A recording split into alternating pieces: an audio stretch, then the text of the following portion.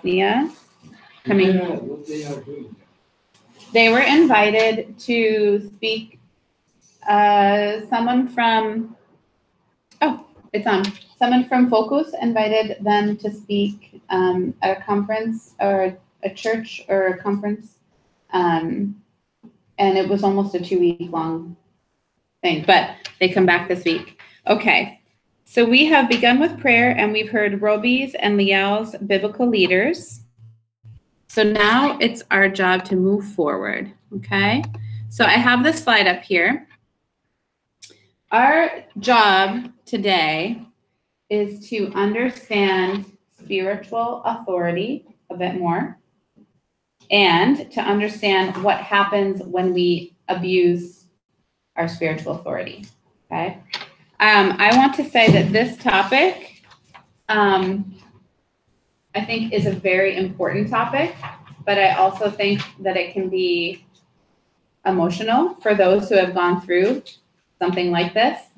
So I want us to be aware that if you have gone through something like this, that you might have things that stir up for you, and that we can talk about it. And I know that when I was in seminary and I was taking classes, I had what I called triggers. We were talking about hard, important information, and it triggered something that I had experienced in my life. There was even one class that I can remember, this specific class, that it happened. And very soon after that, I started therapy. And that was an amazing time for me to be in therapy for a whole year. And I remember I went back to the same professor who taught that one class. And that class was called Pastoral Care and Abuse, the second class. It was the same professor. And I went up to him and I said, I took your other class and it was really difficult for me. It stirred up a lot of things that I had experienced. I told him a little bit of my story. And then I said, but I am ready to be in this class and I'm really excited. So just so you know that God is working on us and our journeys, through our hurts, through our experiences. And I believe God brings us through this and to the other side and continued healing. So I've heard this comment before, that some churches operate as if they are kings and kingdoms. So I want to start out by asking you, what picture do you have when I say churches operate as a king with a kingdom? What are you thinking about? Yeah, just say it. Huh? Pope. You think about the Pope? Okay. One authority. So one authority. Sheep. Sheep. Sheep? You think of sheep? Yeah. Okay. Why sheep? I don't know. She's just thinking about it. She's just saying it. People who follow, like that kind of thing? Yeah, it's like there's only one that everyone's like, just listen and follow. Mm-hmm. When I think about that, I think that when people start to be Christian and when they know the truth and when they go in the world, and they start to act around people around them. I was like that. That I know everything. I'm better than you. Yeah, I'm way better than you. I was not thinking about that, but my attitude in myself was like that, I know the Bible, I know everything, and so many like spiritual,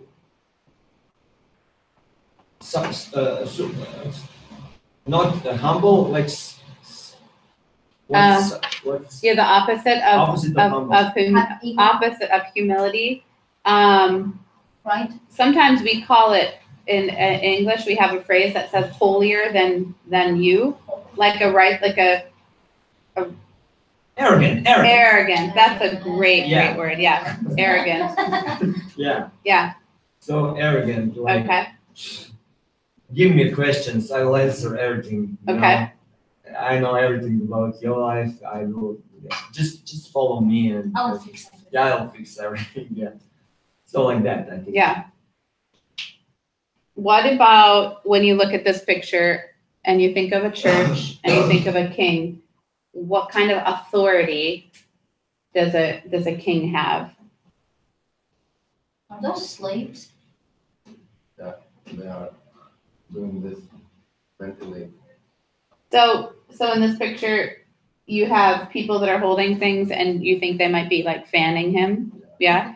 And then you're asking, are they slaves because they're bowing down? I don't think They that are is slaves. asking them. They have good clothes. And look how he's sitting. So sometimes a king expects people to bow down, to In front to of kneel, him, yeah. to, what's the word, submit. Always. Yeah. And the act of submission is coming, like, so the king is saying, you must submit to my authority, right? So like, it wouldn't be from, well, it might be from the people saying, I will willingly submit, but often we have this idea that they have to because the king. Okay, anything else you think of and when you look at this picture? One person. It's all about one person. Uh-huh. So it's all about that person. I think when I look at that picture, I think that's obvious arrogance and obvious, obvious. Like everybody can see. Yeah, obvious. Obvious arrogance and obvious submission, and for me, that's okay. This picture is okay. Well, yeah, because it is, it's obvious, you know. Everybody knows how we stand, you know. There is no manipulation. Like this is their role. Their role is to kneel. Yeah, Their and role he's the king. He is the have man. authority. Yeah, but with spiritual authority is less obvious because it's more.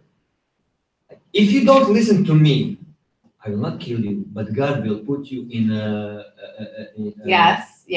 in a fire who will never end. So what Roby So- is saying, so before we go into spiritual authority, what Roby is saying is that spiritual authority is both highly sensitive, but also, like you said, it can be very not obvious. Like Yeah.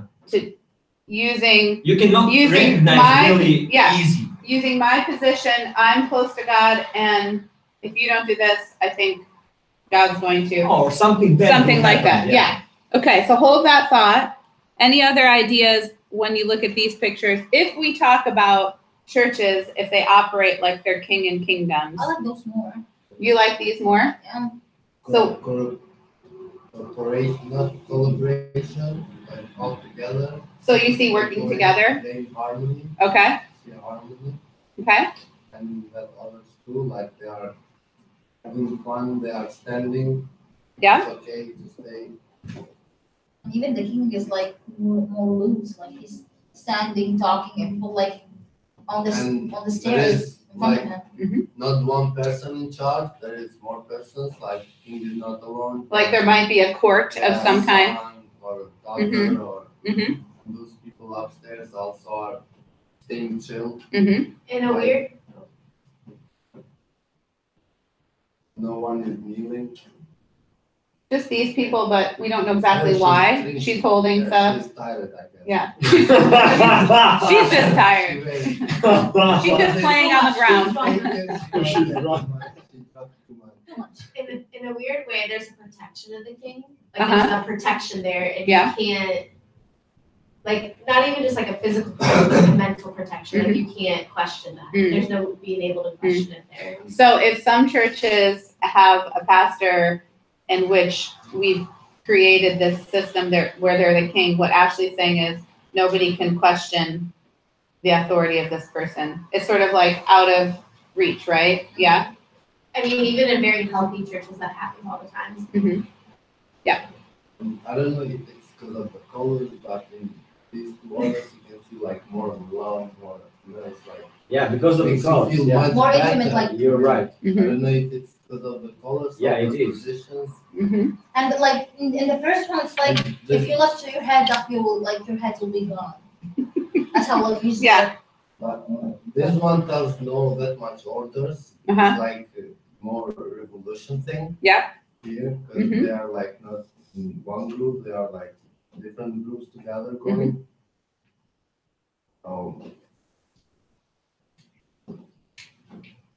So what I want to do, Architecture in that is one better. you like the first, you like the second two more than the first. The third architecture. You like this one. The architecture's better than, that's what you like.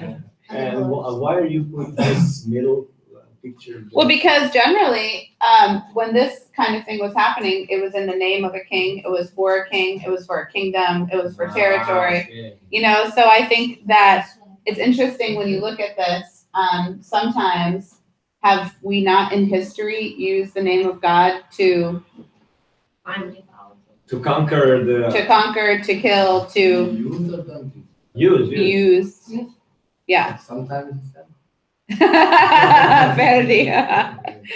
So I'm challenging us right now to think about not being these types of kings as pastors, as leaders, as ministry leaders, as church leaders. Okay. Why not? That's what's the easiest way. Yeah, you it know? is the easiest way, Roby. So Jesus' authority is something that we read a lot about already in the New Testament, right? Oh, come here! Hi! You guys surprised me. You just coming to say hi? Yeah, I had to take the car for me. Oh, you guys took the tram? Uh-huh. Oh man, let me get you the keys. There's Bobby. Oh my goodness, Emma, look at you, you're so snowy. Did you guys walk here? Yes.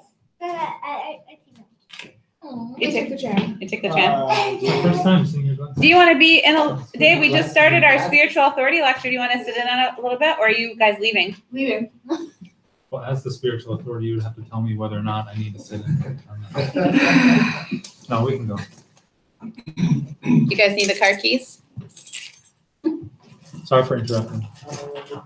Just in case. Thank you. Call me when you're ready. There's a black hip bag yesterday. Oh, You see her eyes how was it Robbie? Probably. Emma, you like seeing Bobby? Yeah. Okay. Did she have a hurt eye? Okay.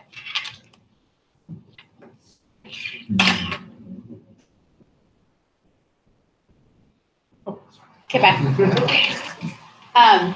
So Jesus' authority, and the Greek word that we talked about was exousia, where people noticed that he had this authority. And so we talked about different authority to heal, authority to teach, authority to forgive sins, all of these things. So this is something that was also a problem for the Jews. We saw that Jesus used his authority to do the things I just mentioned, that he claimed that his claim to God's authority was validated throughout his ministry. So Jesus also pointed out, so I want to look at here, that as leaders, he was telling the disciples what type of authority were they to have? The type of authority, and he used the word, do not lord it over people like you see with Gentile kings that are surrounding us. The type of authority you will have is what? So I put together this slide that the type of authority he taught them to have was always be subject to what God wants and wills in their lives. And that example is also from Jesus. He said that we are to be led by the Spirit. So spiritual authority wasn't, okay, I'm giving you this authority, now go control and manipulate people and get them to do what you want them to do. That was not the type of authority that he was telling the disciples to have. Influence, yes. He wanted them to influence, and as Christian leaders, we will influence people. But as spiritual leaders, it is not the type of influence that is used to control others, but rather a promise that we are here to support them in the way of empowering. We talked about how Jesus empowered, discerning, wisdom, sometimes making hard decisions, standing up for justice, speaking for those who have no voice, for caring for others always, and I love this, for always guiding people into a stronger, healthier relationship with God. What happens often is when a spiritual leader mixes, like Roby said, God with authority, and they all of a sudden they say, oh, God has given me the authority to tell you what to do. Well, this is not what Jesus is talking about, okay? Today we're going to dive in to what happens when we abuse or misuse spiritual authority. So in our book, it's not your book, it's a book I'm using, and it's this one. I think I brought it with me. Maybe I left it at the house. It's called The Making of a Leader. He says, as Christian leaders, we will have issues with authority, and we will learn more about spiritual authority as we grow as leaders. So he says here, we will learn negative lessons on authority. Who here has learned a negative lesson ever? Have you ever learned a negative lesson on authority? From someone in authority. Yeah, from someone in authority. And the feet too. Yeah. He says, and then we as leaders, we will search for and try to understand legitimate authority. Okay. We will desire to model this authority, and we will have insights about spiritual authority. So as we grow, God will continue to change us and say, okay, you need to listen to me here. I am guiding you here. Please be led by the Spirit. Surrender your will. Okay? Increase the use of spiritual authority as a source of power. So there's like this movement from like understanding what authority is to understanding what does it mean to be completely under God's will and still be asked to influence other people. And what are the lessons we learn over our lives about that? So good news, we don't have to have all the answers, but what I want to do is right now talk about this because I want all of us to be aware that this does happen and can happen even with ourselves, even with the way that we think, oh, I'm going to be a healthy spiritual leader. But we need to make sure that we do not fall into the trap that many people do, which is power. Okay, the love of power. So using authority to have authority over someone, power. So spiritual abuse is the mistreatment of a person. This person comes to us as spiritual leaders.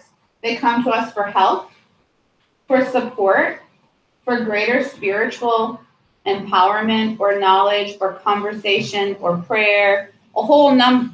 People come to spiritual leaders with spiritual questions, okay? So it's the mistreatment of a person who is in need of something. With the results, so what happens is there's a result of we weaken the person, undermine, which means, how do I describe undermine, Ashley? Like trick, like Go behind someone's back or order. Yeah. Like if Betsy told me to do something and it involves you, like I would trick you into doing something else instead of what Betsy said, sort of, kind of. yeah, Not really. yeah. And they should all do this. Undermine someone's Thank you authority. for that Yeah. explanation. And what I'm sorry. Yeah. It's like It could be also, let's say if I've asked Ashley to do something, yeah. it could be that if I don't like the way Ashley does it, I'll ask Liel to do the same thing, but not have, like I've taken away Ashley. Yeah. I've made Ashley feel less like she's less of a person. Yes. I don't know how to, we'll Yeah. explain it Yeah, more. Make the person- Oh, yeah, I can understand. Yeah. So it's that you weaken someone, or look here, you decrease that person's spiritual empowerment.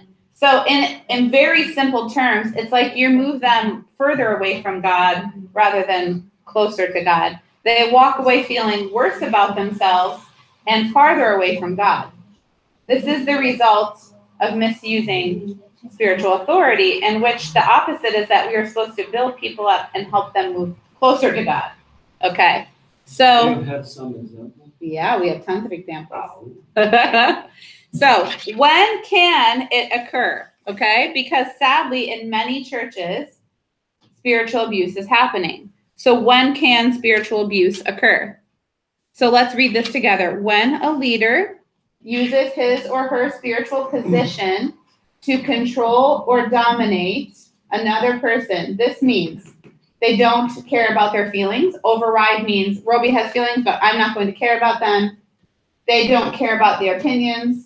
They don't think about, without regard to what will result in the other person's state of living, emotions, or spiritual well-being. So basically it means you treat people as though they are not people. You treat them as though they are objects, okay? Things. Things.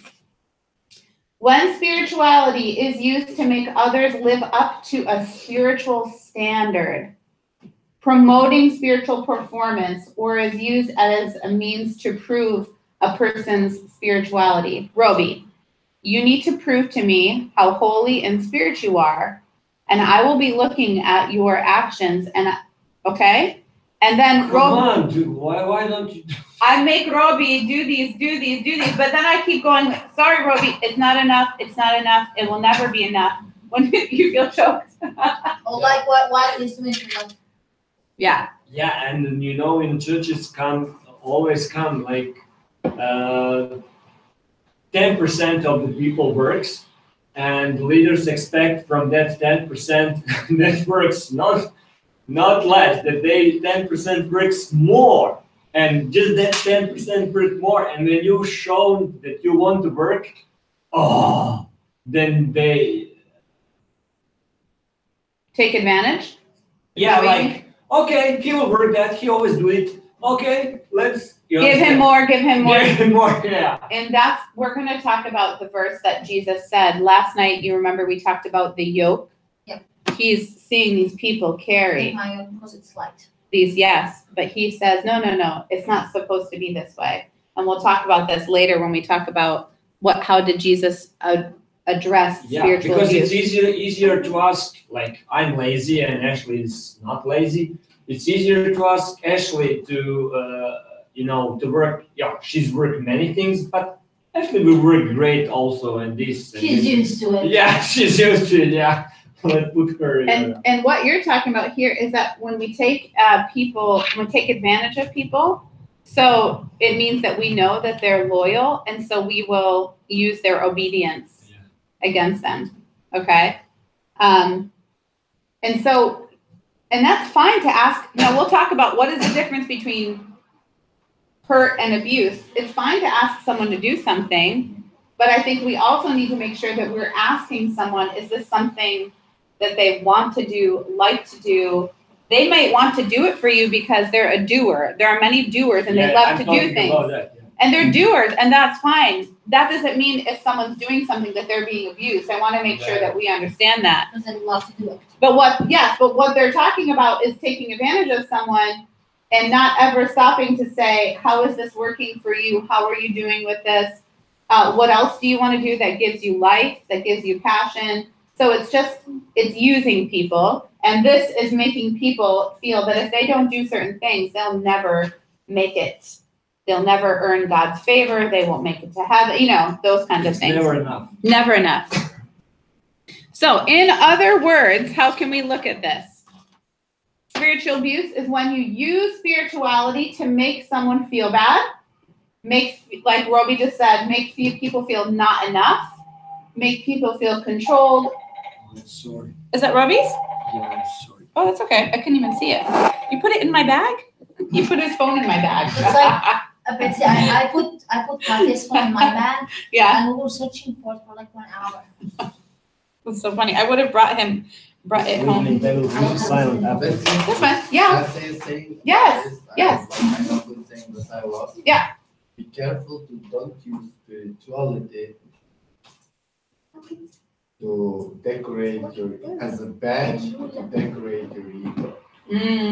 I like that. With what I love. I like that. I'm going to repeat that just in case they didn't hear.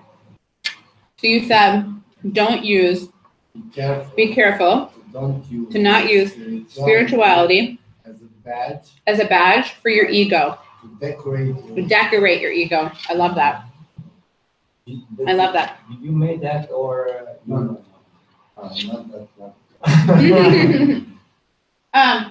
It's like I just said, who will put himself first to relax. Like if you would like, I'm the one here, and then Right. Look at me, my badge. Yeah. Of humility. So using spirituality to manipulate someone into getting someone to do something that I want or need them to do is basically abusing my spiritual authority at the cost of someone else. Okay? It is when another person, whether in need of information, conversation, support, acceptance, or counsel, they are sent the message that they are less than spiritual or that their spirituality is defective.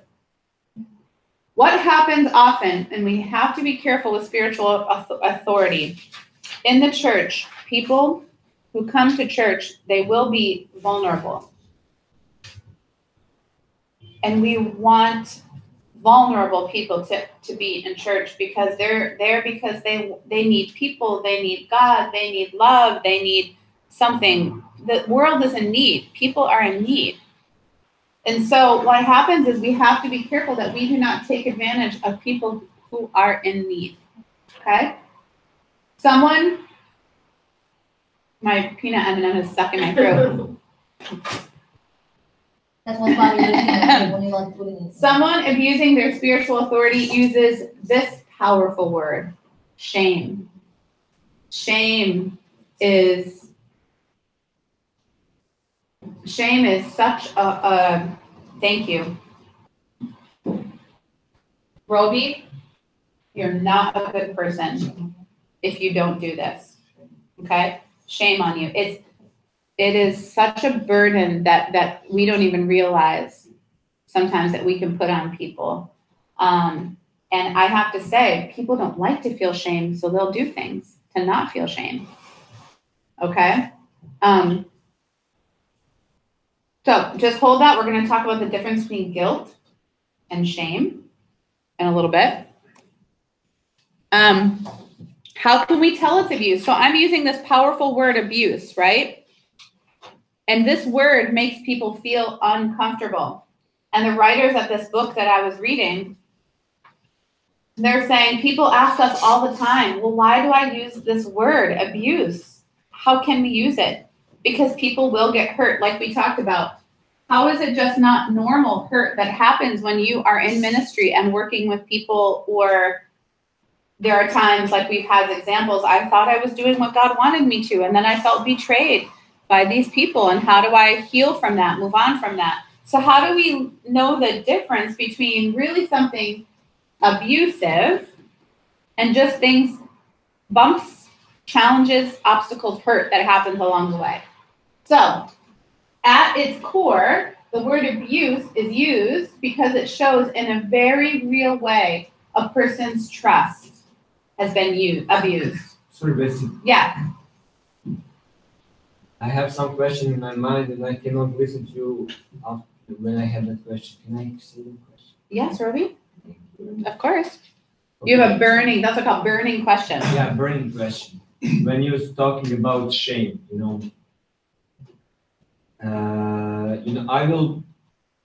don't know. I don't have desire to lead the church, or I don't know, but I'm leader in my family with my wife, and I'm leader in where I'm working at my boarding school, with children, students, and everywhere. So there was once thing when a student abused another student, like he come with some stick and he wanted to beat him because he didn't do something, So physically Physically, abuse him. yeah. Mhm. And this guy was abused by others. So wait, time out. Abuser was Yes, abused so by the person who was, yeah, yes, okay. also by many others. But he finds some student who is less than him, Yes. More Yeah. vulnerable. Yes. More vulnerable 80% of bullies have been bullied or something like that. Yeah, yeah. Five. So I talked with him and say to him, "Are you not ashamed?" I explained how he do it, that, and how somebody else do it to him, and why he do it now to that guy. And I asked him, "Are you not ashamed? What are you doing?" And I think that he really needs to be ashamed. So, like in the church, I feel that we need to be more careful with the people. But with my children or with my students, I don't need to be like in a church, leader in the church, you know. But I need to be. You understand? The same way. Yeah. Because in the church also you have a little child who was born, who was converted maybe 1 year or 1 month or 1 week, I don't know. So that's little children in the spirit, you know. Mm-hmm. So how can you deal with like little children, because they need to be ashamed when they do bad things, you know. Okay, so In a church, you know. And I say to my Yaka, "Are you not ashamed how you deal with your sister Dana?" You understand what Yeah. I mean? It's So- making her feel guilty. yeah, so can I say something now, or is your burning question finished? Yeah, my burning question it is that how to do all of that things on right way. Okay. So you understand? Oh, yeah. Because Yeah. everything of that, I think that can be do on right Yes. thing, but Okay. not just there is a bad leaders who do, and when we said, oh, they talk about shame. Oh, he's bad leader, you know? Yeah. It's not like that, I think, Okay. sometimes. So, Roby, you're talking about a couple of different things. What I hear is, first sentence you said, sometimes I think that within the church I need to be careful, but outside the church, and then you said, but I think I need to be the same. That was Yeah. one thought. And then the second one is the difference between, and this is a good opportunity to talk about guilt and shame, okay? So when you use the word ashamed in Croatian, I think it has the same effect in English that we say, don't you feel bad for doing that, which is Yeah. guilty. So the word guilty is a natural human response that we should have when we have done something bad or wrong, morally bad, wrong, when we have hurt someone, when we have said something to someone that we know hurt them, when we have done something that we know goes against our morals, goes against our values, there's a natural response that we have, and it's guilt. And guilt motivates us and should motivate us to make it right somehow. This is that feeling where you just feel, oh, I'm feeling convicted. You know, I think sometimes we can use the word, the Holy Spirit can really convict us to go to Ashley and say, I said that to you and I am so sorry. Did that hurt you? I feel like I hurt you. And I want to make it right with Ashley. Yeah, I want to say that I grew with that guilt, if you don't feel that you won't do it correctly, Yes, that you want change that you have desire to change that Yes. wrong action, then that is right guilt, I think. yes. And And there is false guilt and False- there is true guilt. Okay? Okay. Now, false guilt is putting something on someone. Can I use you again as an example? False guilt is trying to make someone feel bad about something that they shouldn't feel bad about. They didn't really do anything wrong. My Okay. mom always used to say, Ashley, you should feel guilty. And if you don't, you need to pray about it. I heard that so many times growing up. So, If yeah. you didn't do anything, you should feel guilty. So, for example, in my family, and one of my favorite subjects to talk about, which I will not go into now, it's called family systems dynamics. My favorite counseling subjects. Okay. In a family, you can motivate people by trying to make them feel guilty. Okay. So, all the time. All yes, the time. yes, It's like when my mom said, like, look at your friend, she lost weight in like yes. 1 month, and look at you. Yeah, we call it guilt or we blame, okay? We blame people And then we make them feel bad, right? Okay. So let's say Dave is really great, and he knows I will confess to all of you that I grew up in a family where there was a lot of blame and guilt. And so Dave, in my family now, Jacob, Emma, Dave, I'm the first one that's quickly to say, who's at fault here? Okay? Whose fault is it that this happened? You know, for some reason, I just have to get down to the whose fault it is. And Dave will say, what does it matter? What does it matter whose fault it is? Because sometimes we need to talk about that and correct behavior. But really, sometimes if you just want to blame someone, the end result is that you've just made someone feel worse about themselves. And does that really help us in this situation? Okay. So we have to really think through these things. So we have to move to sometimes called a passive language, like, oh, the milk spilled. That's passive. The milk was spilled. Instead of Ferdi spilled the milk, and now everyone look, Ferdi's the one that did it. He spilled the milk at the table. We can all look at him. He can experience whatever horrible feeling, okay? He goes away feeling, I'm stupid. I'm clumsy. I'm the worst. I always spill stuff, okay? So there is. How does that work out though in a culture where it's like Croatians, like when they don't say, oh, I missed the bus. They say the bus got away from me or the bus left. Yeah, so now. Or what Ash is talking about. Not me. Right. Well, now what Ash is talking about is we can get caught in the trap in our lives where we don't want to be blamed for anything. Yeah. Okay? Where we this wasn't my fault. Oh, I didn't do anything wrong. Everything is about balance in life, guys, right? So it is healthy sometimes to own up and say, and sometimes people themselves need to say that, you know what? I did this and I'm sorry because I want you to know I care about you and I need to own up to this. Okay. And that's healthy for the person. Sometimes we need to take ownership for our decisions in life. That makes us mature people. Okay. But what you're talking about is different. So shame, when the church uses shame to motivate people. Okay. So for example, I want Ferdi to try to be a good Christian man. So I'm going to tell him, Ferdi, you're a broken, sinful, horrible person. You need God in your life, okay? And if you don't do this, you're going to burn in hell. People run away and never come back. Now, Ferdi, maybe I have motivated Ferdi to say, oh, I'm not going to do those things because maybe his external behavior changes, right? Maybe Ferdi, everyone looks at Ferdi and they're like, wow, Ferdi this, Ferdi, oh, he's doing all of these right things. But really on the inside of who Ferdi is, he doesn't feel valued as a person. He doesn't feel God really, truly values him.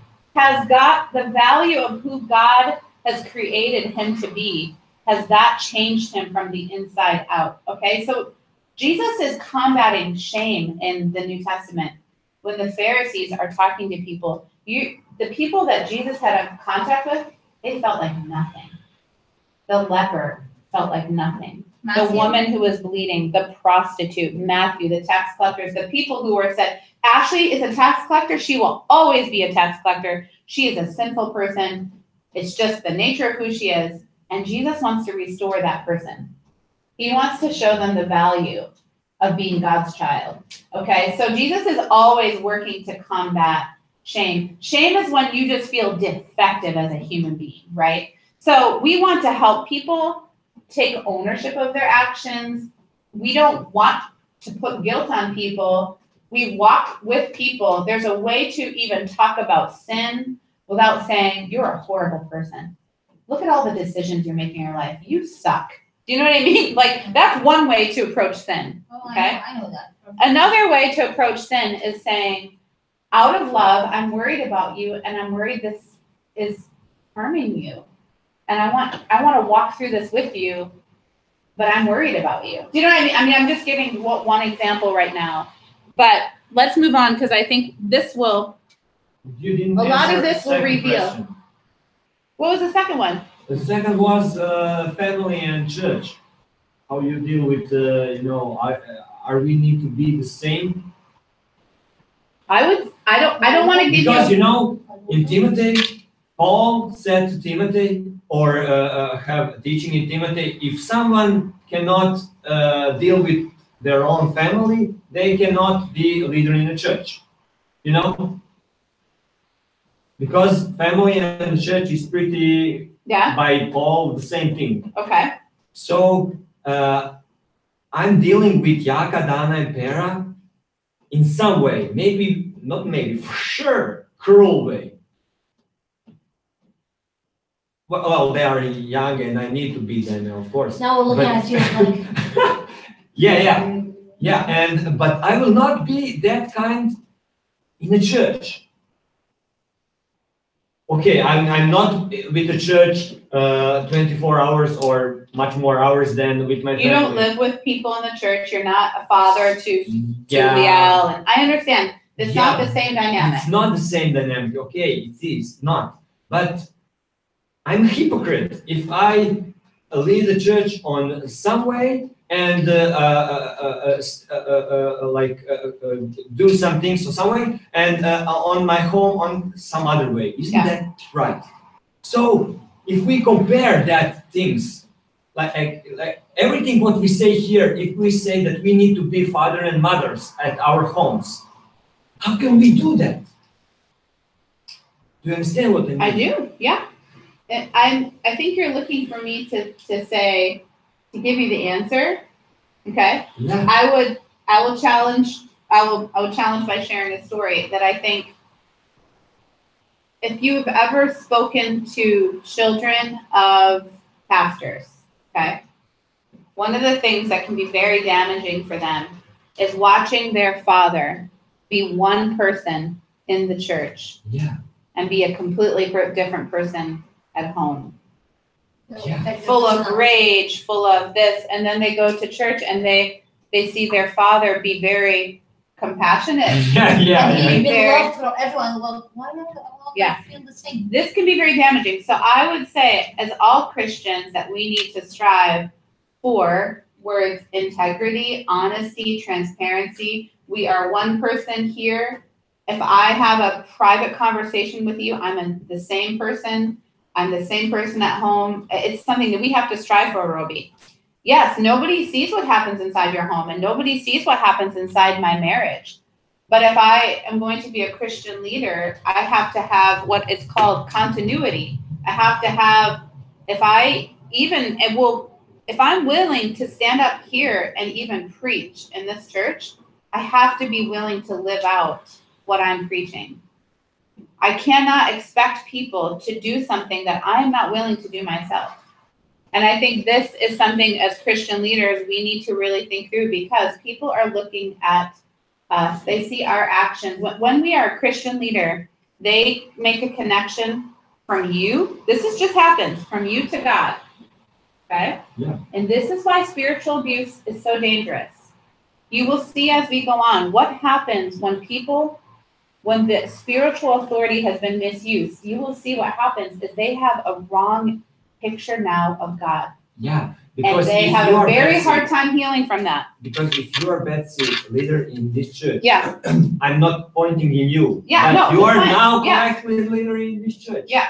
You are mother, spiritual mother of Yeah. children. Yeah. So how we see God through our fathers and mothers, we will see God through you. I know. And you are It's true. correctly. Yeah. So that's really, but I'm not telling that.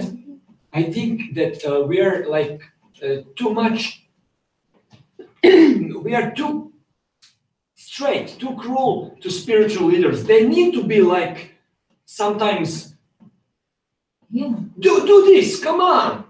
Why you don't do this? Like I say to my Yaka, go and take care of your stuff and put on the right way. You know what I mean? I know what you're saying, and it's like you're saying your people need correction or they need command. So I think that there are some people that really value that. And that's not controlling. No, hold on. I know.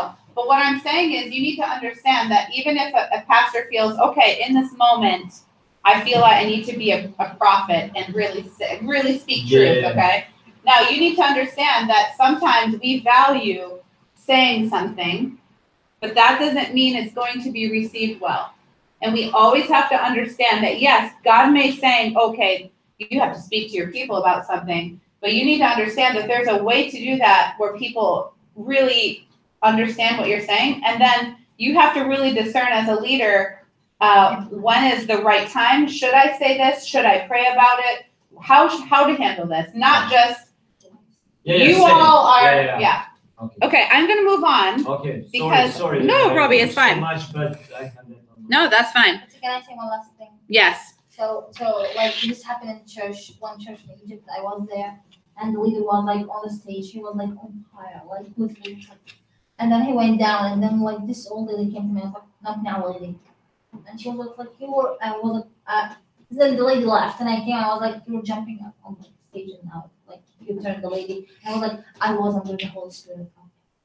Mm. Seriously, he took off the Holy Spirit. I think. Like, so this is kind of like spiritual abuse because she come to him asking. He was like, Yeah, that's like I'm one person when I'm there, and I'm a different person. yeah, like not even in like different in the house. Like he's different from like on Yeah. the stage. Yeah. Different roles. Okay, so let's move on. We're talking about how can we tell if it's just normal hurt, okay? So now we're going to go through here. Here's how you know, here are some examples of a difference between, okay? If something happens, we don't necessarily use this strong word abuse.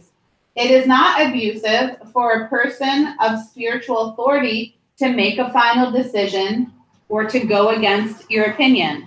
So let's say I'm having a conversation with Ashley and I say, I'm sorry, I really think the decision I have to make is this. Now, can Ashley walk away and say, Betsy abused me? What we're talking about is this. It is abusive if they use their authority to make your spirituality seem lower in the process. So I say to Ashley, I'm sorry, Ashley, you're not as spiritual as I am. And I really think that if you would just be better Christian, you might be able to make this decision. But I obviously am the better one. Yes. So do you see what I'm saying? In that process, I've now put shame on Ashley. She's now walked away from this experience feeling worse about herself. Okay? Some people will experience that over and over and over again. So it's not abusive when a Christian confronts another Christian about sin. And part of what you're talking about, Roby, is yes, we need to confront things sometimes, but it is if it involves shame and discrediting someone rather than help them move toward healing and restoration.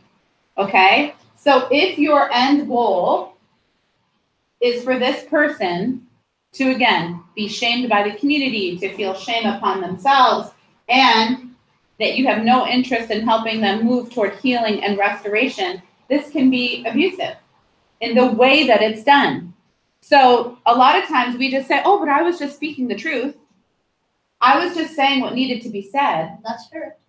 Well, we need to really think through those things. There's ways of saying things if we really are concerned about someone. And there are ways of confronting things if things need to be confronted, okay?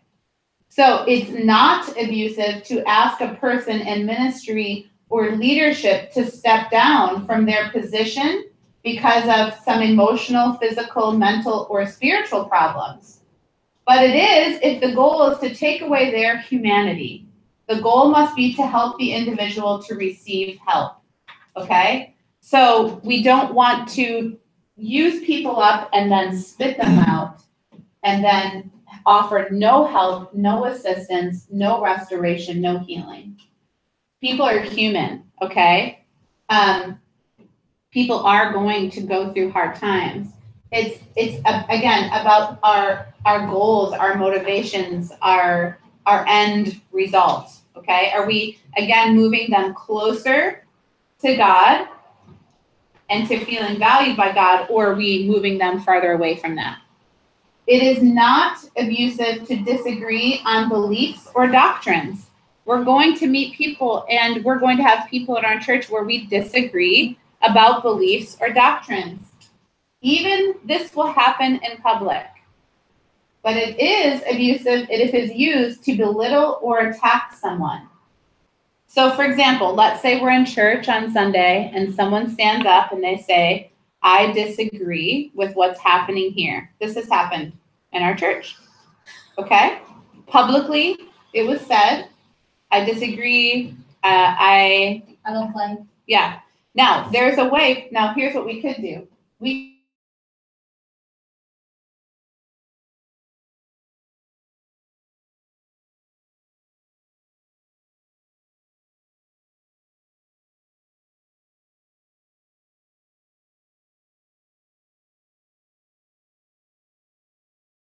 And what if he's so rude saying this, like, uh-huh.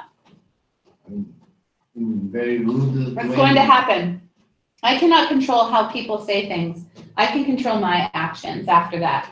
So in this particular situation, I really love that Dave and this person had a very long conversation outside. And actually, this person was so No, I angry. know. This person was angry and walked away. Didn't translate much. This person was angry and walked away. Because And he needs to talk with the like leader. yeah, and we didn't let them walk away. We just said, look, what you are, this person experienced one thing in a church and was told one thing in a church and stuff. So let's have a conversation about it. But that was a situation where there's a disagreement and it can happen publicly, but there's a way where the end result is shame or the end result is we value you as a Let's person. say the person comes in like every Sunday for Sunday. Okay. Fifth or sixth and says his behavior is always same. So in that point, can you say, bro, if you don't wanna believe, it's up to you. But you please don't come to bother us. No, I think that what would happen, what would happen along the way is just say, this is what our church believes, and in coming here that we believe this way. And that we would encourage respect. We would talk about respect in the body of Christ and valuing each other. We would make sure that we would never say, like, I don't know. I mean, I've never had this situation like this. In this situation, this person came back and felt valued, I think, in this situation. And he's back down. And even though he disagreed, he's back. So I don't know about this repeated. I'm just Yeah. taking an example. Yeah. So that person would come every Sunday. One point, is it okay to be like he said, the leader with his children? Like you say, bro, please believe what you want, but don't I come think to it's a way. bother us, No, I wouldn't say don't. I wouldn't already say don't right. bother us. Fendi, I've had very hard conversations with people. I think as a leader, we are going to have hard conversations. I'm not saying we don't have hard conversations. What I'm saying is it's the way that it's done. That's important. So you're So- saying you never put a stand to someone even if you see that person is No, like that's not what I said. super beyond. No, No, I'm asking you. I would set a boundary, and I've had to set boundaries. That one. I've had to set boundaries, yeah. We've had situations where, we've had to ask people, we've asked a couple to leave. That was a very difficult decision. In that situation, I was very firm in my decision, and I did set a boundary. I'm, as a leader, we will have to set boundaries. And that's okay, but it is about the way it happens, and every situation is different. I can't say a blanket, after 4 times, that's it, he's out. I can't say like, I'm just taking an example of Yeah. the most extreme one, Yeah. You see that in one point you can't help him, and because of him, like the others are. well, and that's a whole part of the conversation, because of your actions, it's causing other people harm. I mean, there's lots of things that we have to protect people. I would look into that. I would not allow someone to publicly shame people repeatedly. We would address it privately. And yeah, I think there's a way to do it still. Yes. So my question is about myself, about that situation. I need to learn and improve myself. So was I spiritually abused this man?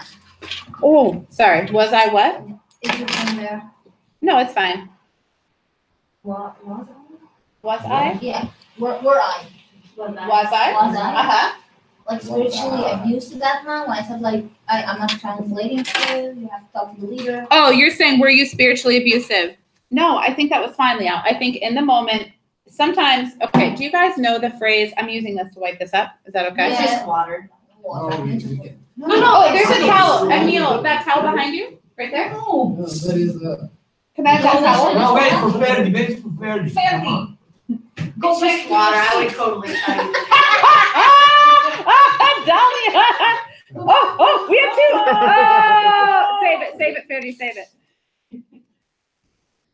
Okay, so what I want to introduce the word damage control. Okay, Yeah. so as leaders, Truck drivers. Yes. As leaders, we will engage in what is called sometimes damage control. In that situation, Liao used wisdom in the moment and did what I thought was damage control. She thought it's not best to translate specifically For the rest of people who's sitting. it's not it's edifying, building up for everyone to hear what he's having to say, but it's best handled for him to have and to teach him that those kinds of conversations we encourage privately because you can understand each other more. You can see where he's coming from and he can see where we're coming from. Sorry? Isn't this in conflict with transparency? But you cannot hurt people. No, I don't in think the so. name of transparency. I don't think so. I don't think it's Yeah. I don't That's think why. it's in conflict with transparency. I think what we should do as a whole, and as the leaders need to do is that, because of this situation, I wanted to have a follow-up, I still do, where all of the ministers, those who are considered leaders and ministers in this church, that we have a conversation about this among ourselves so that we know how to handle these situations and that we know what we all believe about. And we all disagree, actually, even among the leaders. But I don't think that it makes us not transparent. Speaking in public, Yeah? like before of all. Yeah. Isn't that they all try to know what he's saying? Because they are all But involved. some people will be hurt. I think Fergie is a context. No, you So, Fergie, if I'm I'm inviting, still on my- if we're having a meeting, yes, Sally, after this thought, if we're having a church meeting and I'm asking a question of people within the church, I think that's a context where I'm inviting people's voice to be heard together, which is why we're trying to have more church meetings. This was not the context where it would be appropriate for him to publicly say, it's better for that Yeah. to have a private He conversation. starts speaking and she starts translating. Yeah. At one point, she just stopped. Yeah. I mean, we were listening to Yeah, him that's right. before, then Yeah. at one point, we were like. That's right. very- But Liao is a Just leader. wanna know Liao's what's the happening. leader. There is no audio. Even if it's bad, yeah, we were like. Liao's a leader in this church, and she used her I mean, discretion. no, She she used did her very discretion well. in the moment. But Yeah. when I'm talking the other point of view, we From your were point of view, yeah. listening to him and then Yeah. we were like, what is happening? Like, Yeah. Sunday everyone service- forget us, like we were Yeah. there and They got on what mute. is happening, so Yeah, mute. it's not like better to have that continue like in. I wasn't Arabic. Not in that context. No, Not on church Sunday, I would say. We talk about different platforms. What like he this. said, Now you want to know what he said? He talked about like how we allow He just- Muslims to have communion. Yeah, he was This disagreeing with. that would be very nice. I mean, No, you're right, if Fergie. They would say. It is. Like, no, he was like, why you allow them? them? Like he was against this, I you know? think it would be very nice. Ferdy, he was against it. He was like, why you allow these Muslims to have He communion in this disagreed way? with the church offering, making what's called an open communion table. Yeah. Okay, so yes, our leadership needs to we need to get on the same page with that. And then next time we have communion at church, we need to talk about, we approach communion in an open way, and we this is what communion is about, and this is what it's for, but we also openly, Dahlia wanted to say something, You had sorry, at least before you 7 forget, people yeah. sitting there. Go ahead. No, no, all this work. Democratic principle of transparency is something that doesn't need to be abused also. and it's happening very often within the democratic political framework. So we all know so many examples of abusing transparency. Transparency is a principle, but it needs to be applied not primarily consistently, but primarily responsibly. So this is the priority, to use all kinds of democratic tools in a responsible manner. So in this particular situation, what was happening, among other elements, those wise leaders that were acting actively, proactively in this situation, among other things, they were protecting this particular person from something that he is maybe claiming, but after some time and after thorough conversation with Dave or some other, maybe this person would be able to change his mind and maybe be sorry afterwards for the original attitude. So being transparent, yes, but in a responsible way. They were giving this person an opportunity to think and rethink the whole issue, to rebuild his or her attitude, and they were not stopping this person. What is the most important thing? They were not stopping this person to reclaim it, but on another level of conscience. So transparency was not lost in this context. So I Arabic was just- people understood him, not just me from the others. Yes, but We didn't those know what people- he said, yeah. and we felt like, Yeah, only Yeah, one thought. but the Muslim Yeah. people were not Arabic. Only in one that thought. day. This is not a That's why I wasn't conversation. comfortable. This is not a conversation and the problem between I Muslims know, and I Christians. understand. Yeah, you yeah. very This is a well, problem and of all. leadership. Yeah. This is a problem of leadership. So leadership acted in a way to protect not only community, but the individual, providing an opportunity of rethinking and reclaiming what is really going on and what really those people think about it. We are an international community, so we need to have a space and time for people really to think on some things in different language, in different contexts. So it takes time. That doesn't mean that it's not a transparent. Yeah. It's not a transparent process. Yeah. And Go ahead. one more issue was those people who were lacking information because he stopped translation. If they were really interested in what is going on, they would continue this conversation, not just sit back and feeling abused because they miss the Yeah, information they what don't is really happening. It's not abuse, but it's Yeah, like they see it. No. feeling, I don't know.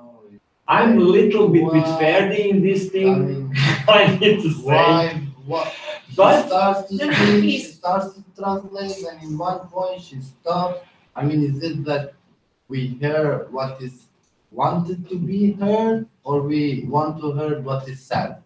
And Say. and I also This want is to the add- difference. Do we hearing things that are like what we want to be heard, or what they want to be heard, or we are hearing things what are they said? So, Say, this is said, Ferdi, said. did you- Oh, Okay. my English did you now. know that? It's censorship, I think. is So, the- Ferdi, Yeah, it's like Censorship. or something, you know? did you know that while he was asking, he was emotionally abusing me? No, I'm not saying nothing. No.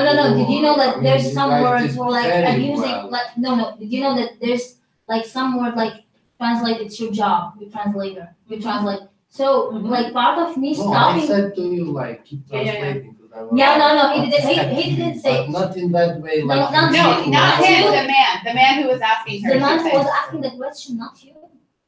The man who was asking was like, continue, it's your job, you have to translate right Because now. I know also I said, why'd you stop? You know, you. Yeah, and I was like really sharp on you because I was emotionally abused by him. And that was like mostly part of like, no, it's not a subject, and I'm not your translator. I'm translating because I want everyone to get the words of God, not because it's my job. So Okay. you think if you give, how do you think that if we give the word to someone, but what he's gonna say is not good, we should just, Okay. What you're saying, you know, I really Yeah. sorry for being like this. But Yeah, I it's mean, fine. This is how I feel inside, Yes. you know, so. as leaders, we all have to use discernment and discretion, and like Dahlia said, and use it responsibly. So I want you to know that as a member of this church, you have already experienced that we value people's voices. So it's not like we are devaluing his voice in that moment, and we're not devaluing him as a person. I love when people speak up and say their thoughts, no matter what they are, during the church service. Like side. Yes, The voice. that was a particular situation where I appreciated what Liao did, because if he had gone further and we ended up having an argument in front of the whole church involving people who had just had communion, like Dahlia said, I felt like she used wisdom in protecting also the people who just took communion, who he is now saying is invalid in his opinion. And so those kind of conversations, number one, we learn from those experiences as leaders. We make sure he feels valued. And because of that situation, the next time Dave did communion, he had a much longer description of what and why we do it. And I think that is what we have to learn from that. There are going to be some situations where we're not going to let things carry on as long as they could, because also, like I said, damage control. We don't know where that could have gone physically, passionately, all of those. It's like a diffusing the situation is basically what happened. And Dave was able to have a conversation with him, a great conversation. And I think the end result was really great. But also Liao felt pressured by him, and she was put in a not great situation. And so sometimes we have to set a boundary that's not pleasant sometimes for other people. Like you said, it was disruptive because you're like, no, I want to know more. But she decided to set a boundary, and I think that was a wise decision in that moment. So I want to move on. No, I'm not going to let you say what because we're done talking about this conversation. I'm censoring you right now, okay? Just because we've said a lot about this topic, and I value all of you, but we need to move on because I have to hold your value within the value of other things, okay? So we're going to look biblically. We're going to look at some places where we have seen spiritual authority misused, mistreated. So here are just some 2 Old Testament examples where we read that wicked men were found among God's people, prophets prophesying falsely, and the priests rule on their own authority. So places where we have seen authority not used in a healthy way. Another place in Jeremiah, here we have this, I don't know if you've ever experienced this or heard of experiences like this, where it's like, and they have healed the brokenness of my people, saying, peace, peace, but there is no peace. Mm-hmm. And so there is this thing about using words, but actually are people experiencing what we're, even like when Roby was talking about, if we're preaching love, but is there love being lived out, being felt among the people? This continuity, this integrity, okay? And then we have 2 examples in Matthew, and we're going to go into what Jesus actually, the words he uses for these types of leaders who abuse their authority, okay? So religious leaders put heavy loads, we're going to talk about this, on men's shoulders, and they are unwilling to move them, even, as Jesus says, with the energy of their finger. So they could do it, and it could be moved just with the motion of their finger, but they just leave this heavy load on the people. People were suffering from the weight of religious expectations, and trying hard only made things worse. So it was the idea of like, if you try harder, you can get out of this, but it actually just put a heavier load on you. So Jesus uses this word broad. How do we say that in English? Brood of vipers. Brood? translated. Brood, how do you translate brood in Like a English? group. It's a group, yeah, yeah. Porod, kako ide? Porod mean, da. Leglo bujno. Bujno, da. Porod, zmijski porod, leglo bujno. There are many Translations. expressions. Yeah, expressions. So, but let's talk about what these vipers are. So why does Jesus use this terminology for these leaders? These vipers, obviously they were poisonous, okay? They were found to wait in safe places. They were found in the desert. You would have someone that say, oh, I need to hide in this place for safety. I think I'm safe here. And then all of a sudden, in places they were looking for protection behind rocks, and then the snakes would get them. So he's talking about, you are people who they're going to because they're supposed to trust. You're supposed to be able to be a safe place, and they're supposed to go for you protection. And then this is interesting too. These vipers would latch on to victims and they wouldn't let them go. So that's another thing that happens in spiritually abusive situations, is that it's hard for people to leave. Okay, the vipers have like latched onto them. So in church, people are looking for a safe place to be, to seek, to ask questions, to find healing, to find family, to find community, to find God. We cannot take advantage of this, but to be leaders who will not inject our venom into people. And when they try to What leave, is the venom? poison. Oh, Yeah. You Yes. skipped the third bullet, and it seems very important. I'm sorry, yeah. This one? Yes. Oh, funny, yeah. Yeah, that they look like sticks, so someone would pick them up thinking it was a stick, but it was actually a snake. Yeah. Manipulating. Do you want to talk more about why you like that one? No, it's a perfect image of abuse. Yeah. Abusive. Yeah. Exactly. And we'll talk more about leaders when Jesus was saying, here's what a true leader, a healthy leader does. And we'll talk about that. He describes it between the narrow gate and the wide gate. Another, look at this image. I was thinking about it. A sheep, A wolf and a wolf in sheep's clothing. You saw this picture before? Yeah. And so it's what? Really meaning? Yeah, it really, yeah. So it's like leaders who come as one thing and they turn out to be something else. And again, this happens sometimes after people have trusted them. So he says these are false prophets, he talks about in this passage.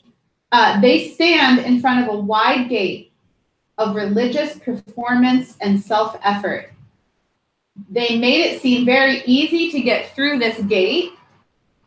It was wide, but on the other side, there was no life. There was just more work, and they were weary. They were tired. And he compares this to the narrow gate. True prophets stand in front of a narrow gate, the one that says, come to me, all who labor. Jesus is the narrow gate. I love this image of like, leave all of your baggage at the narrow gate and just walk with Jesus. It's the opposite of what was happening. You know, the gate is narrow. It's like, I just picture there's just enough room for me and Jesus to go through there. I don't need to bring baggage. I don't need to bring expectations that I can't match up to. I don't need to bring my shame. There's no room for my shame. Leave it and just enter with Jesus. I really love this picture. And that's exactly what Jesus does. Let me take this burden off of you. You don't need to carry this anymore. Let's find true life together.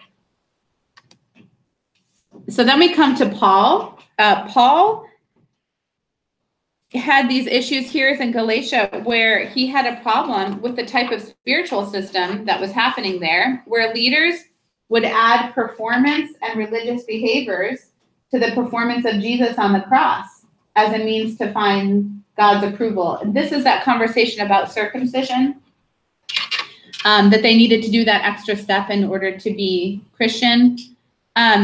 We see this legalism right here, a religious Christianism that focuses on careful performance and avoidance of certain behaviors. A spiritual acceptance based on their performance instead of accepting it as a gift on the basis of Christ. People who are spiritually abused feel so tired and belittled because they cannot live up to the other's spiritual expectations, so much so that they have lost their sense of blessing, their sense of identity. We're going to talk about, as spiritual leaders, what I'm calling our theological framework that will really help keep us in a healthy place.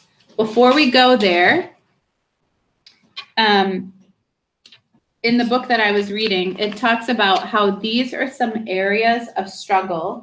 Do you need a break? Is it time for a break? Ferdy looked at the clock and then shaking. Okay, let's take a break. If you guys need a break, I think this is a really good time. Thank you for looking at the clock, Ferdy, and giving me it's time for a break look. Okay, let's take a break. I'll put the donuts on the table, whoever wants donuts, and then we'll continue. 15-minute break?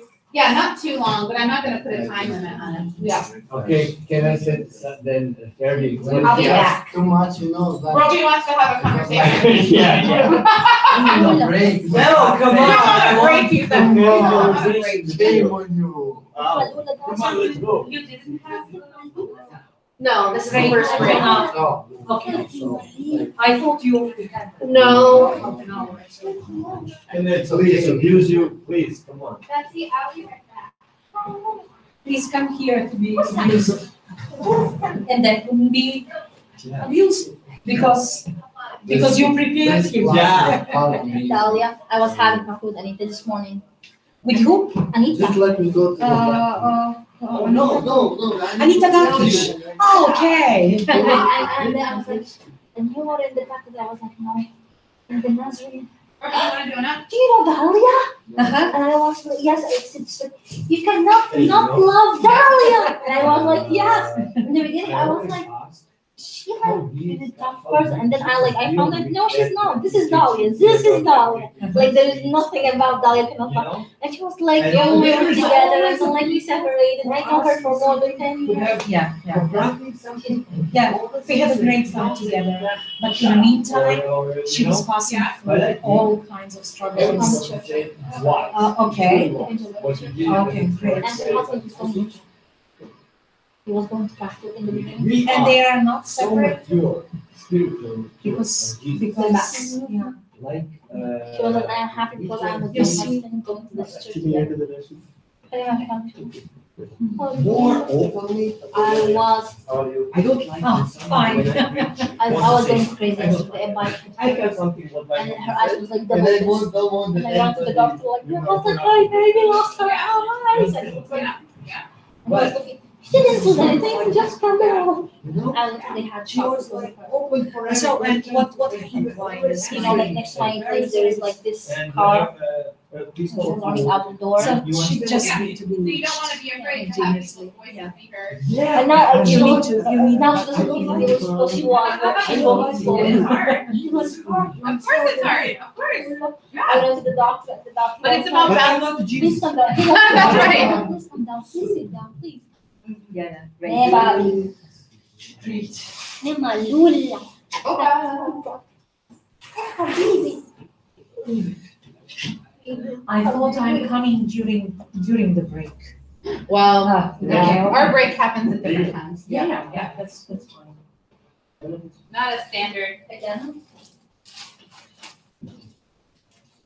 Again.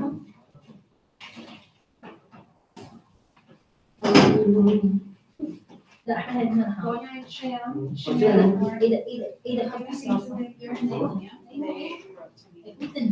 So focus, خلونا and the sharp. خلونا They ask them, they know of a church in Bosnia, this church is doing them. And they asked them to speak and then they wrote something. They originally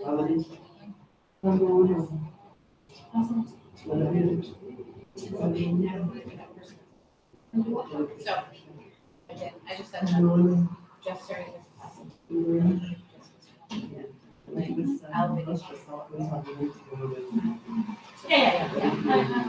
be back in a minute.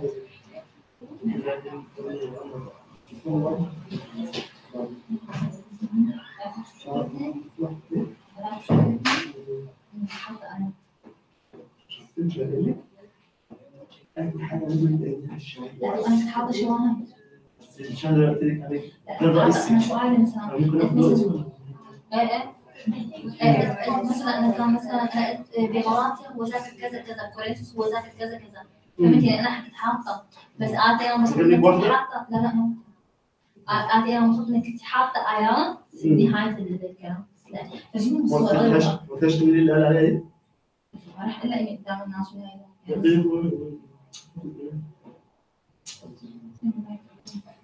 مش بنسب ليها شيء بس هيك بتحسي تعرف ان انا في سنه تعرف ايه كان حاصل يعني كل كنت تساعدني لا انت فهمت قصدي؟ يعني هي عارفه انك تساعدني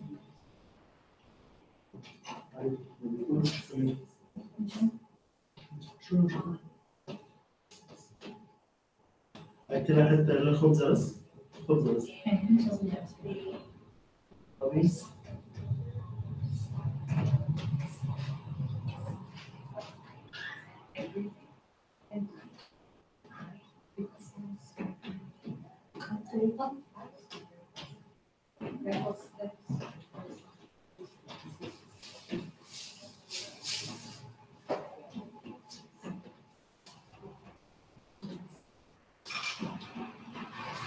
كنت عدد عندك كده قدامي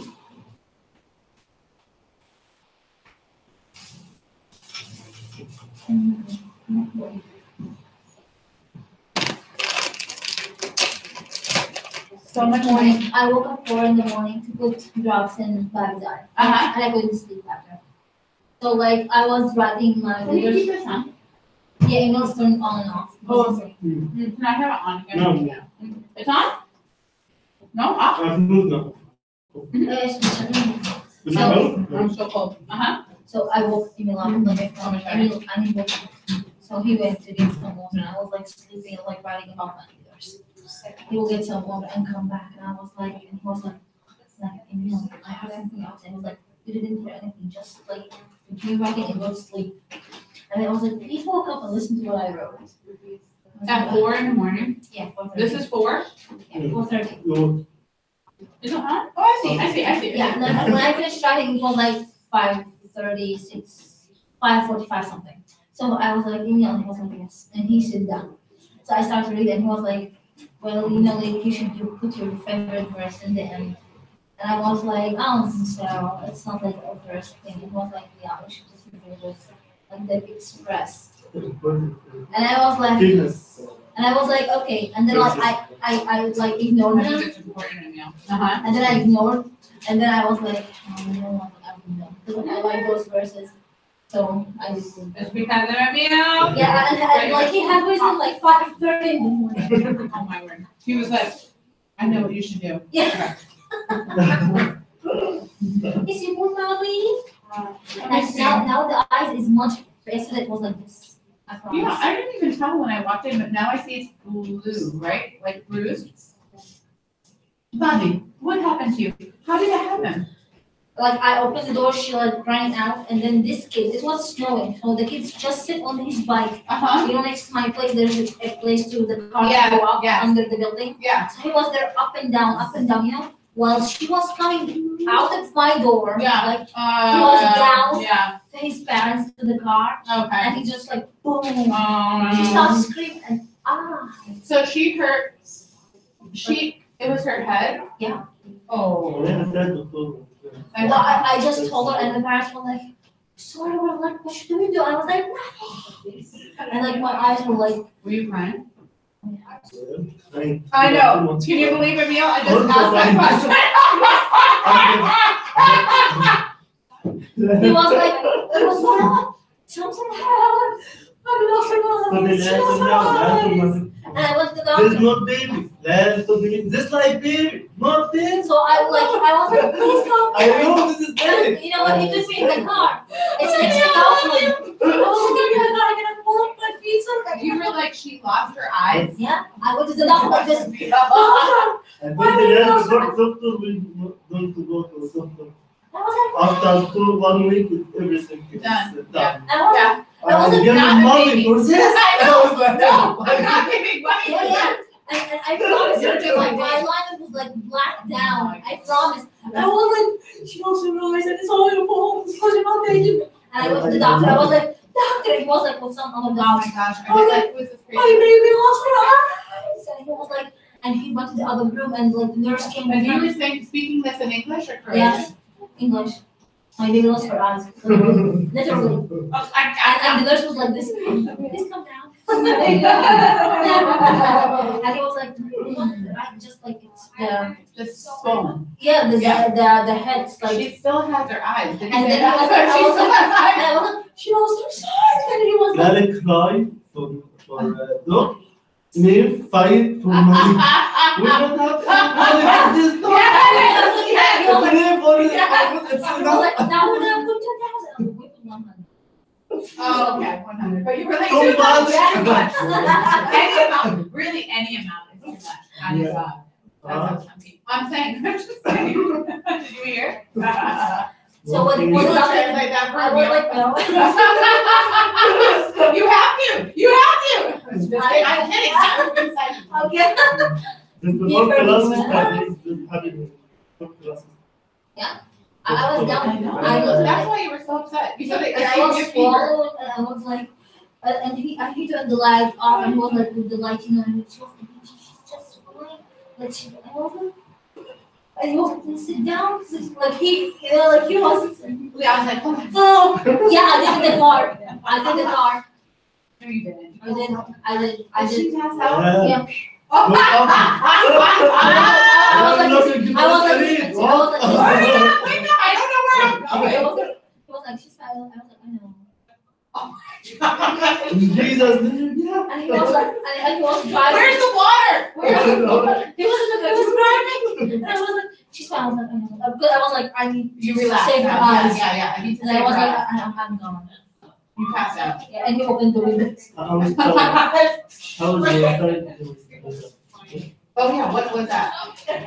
She's leaving her job. She was like, She's very good. I'm coming back to my old job. For last 7 months, told me, Ethan, you can, I saw you email here every day. You can go to Yeah. She for loves you me. guys, yeah. Yeah, lots. Yeah. Let me go there and have lunch in Thursday. She's leaving in Thursday. What? And here's the news. She's an awesome believer. Evangelical. Evangelical. I think she used to go to church with Dahlia. Yeah, she was like, are you Baptist? And I was like, no. She was like, I'm 13. Do you know Dahlia? And I was like, and she was like, how you cannot love Dahlia? She's like everything about her. Let's see, you can contact with her and invite her. Yeah, Dahlia and I have been talking about that. And she also found a church. Oh, good, okay. She said like now she said. Nice. Do you know where she's going? She said like it's in Dubai, next to Warren. Only church is morning. Maybe it's afternoon. It's It's school. mine. Yeah, She can She come. not. Something, it's next to Dubai. I don't know. Yeah, will people in the church be like, I'm not with here? Or no? Yeah, they will like me.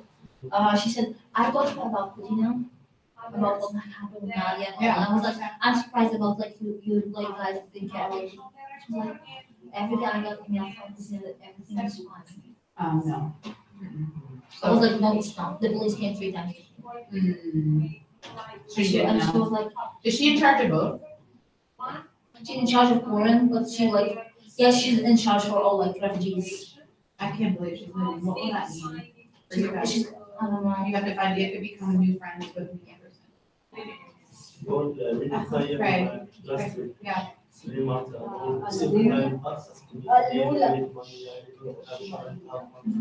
So the boy can bring that, and I will, and they're looking for job. I helped him for 5 people for job. Who is this, Paul? Who? Yeah, Paul. Paul, yeah.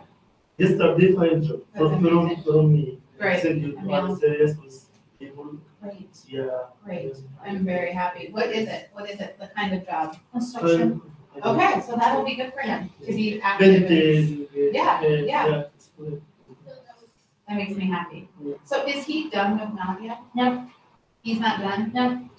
So he's, is هي it, هي هو تاني يعني يقول لي انا مش مش مبسوط He's باللي And he's I know. I'm I don't not happy I with don't it. I don't like حاجة yeah. وهي بس دايما عن شهوة انا عارف He said it's just a Now desire. I see why you turn it off from you. He said it's just a what? A desire. Yeah, he's like addicted. Yes. It's like an addiction. I can't stop, I can't stop. Yeah. Yes. So are they, yeah. both have I know, I I know, know I it's know. but it's different is that you know Yeah. living thinking not God Yeah. for You know how woman, Paul talks about. same anybody but Yeah. I told him you should stop must Yeah. stop Yeah. not listen to Bible. Yeah. Jesus. Yeah. This Christian not like Yeah. if you want to live. I hear you. I'm following you. You're doing awesome. You're doing awesome. You know how Paul talks about the thorn in the side? And then there's a vision. This Yeah. Yes, Nadia she is Paul's Yeah. thorn. Or, yeah, Paul. Talking about Paul. Oh, that makes me so sad. But I'm so happy to see him in church. So happy. I'm glad he's Is coming it, back. is it He's- appropriate that I gave him a hug? That's okay, right? Yeah, it's okay. Okay. Yeah. Yeah, because he feels like family. It's okay. Like Dennis Yeah, gets me Hassan home Basri. now. He's like, Dennis, ولا yeah. حسب ما تحسي انت شو حاسه yeah, and it's like it's all about what you feel because this is like God's place, and I'm like, Yeah, there's no one judging anyone. yeah, yeah. But I mean, you yeah. feel free for I will- everybody. Dolly, by the way, Dennis gonna have the shoots. You can, of course. Okay, that's good to hear. Yeah. Okay. But it's So not, just I am very happy when you saw him stop, you know, this is good. Yeah, That's it. yeah. Listen to I feel this. a connection with Paul for some Dennis reason. came to me and Kathy was there. And I was like, Yeah, so I want to talk about. And I was like, It's good is the. and I was like, okay, yeah, I was walking from myself. And I was like, okay, Was and then was not good how enough. can understand him? Oh. He said like in a really different way, like, Mhm. yeah, like that's beautiful, beautiful, I know. beautiful hearts and spirits. I know. I agree. I hope the future is. Dahlia loves them. Yeah. I know, I know. Dennis is like a What's little your baby. favorite? Yeah. Danny Sanders, Mama. Okay. Keep there. Break is over. Get in here. Wow, you guys listen. Wow, wow. like that, You like that? I tried to do one of your, yeah. Yeah. I should do that more often. Yeah. Okay, we're missing Ashley. She'll be right back, so we'll go. Let me get another water because I drank a lot of Bring that. it. Oh, you will? Okay. I definitely. So Roby, I talked about it like, I'm going to. So I talk like this in the house, Eden. and With like, who? With her? with Dog. Yes, I'm like. So I was in the cafe and I forget I'm in the cafe, and like I was outside when it was really sunny. Mr. And Dahlia. the lady sitting there, I didn't see them. So I was like, and then like I like just left my eyes like, and they were like, and one of them like holding the cup, like, you know, and I was like, I didn't know what to do What? because I was going really weird, like I couldn't, you know, like, and those two ladies like just stopped their coffee and they are looking at me. No, I like it. I like it because it's normal. That's what you do. It's normal. Really? Your dog is so cute, and She's like, and it's so smart. yeah, ooh. So smart. You know when I dressed up, She would and take off her hair. Yeah, Yes. So when I put the leash, come on. I would put the leash on. I was like, Toto, and she would lift her hand. I would put the leash. I was like, Yoshi, and she would. Really? I was teaching Hi. her with Sorry, the we're just students. ending our break right now. So she What's took going them on? all and hide them in different places in the house. I found one in No, my. it's 9:30 to 12:30. It's supposed to be 9:30. It's supposed to be 9 to 12:30, 3.5 hours, 3 hours lecture, half-hour break. We're gonna end probably, I'm trying to get, we'll end earlier, but then 1. Sorry, what's going on? She wants from me cookies now, and when I just special mask. Yeah. Yeah. Crab? That one. Okay, that's fine. Cuddle? Which mall? Cuddle. Cuddle. Yeah, Mazit. When I cuddle Okay, that's her, great. Tell them that I "Yeah, would it's appreciate okay, that if they pick me up yeah, but still. she wants 12:45. yeah. She don't, she Okay. don't ask for food. She look in your throat while you were eating. Yeah. Like I'm eating pizza and she's like this.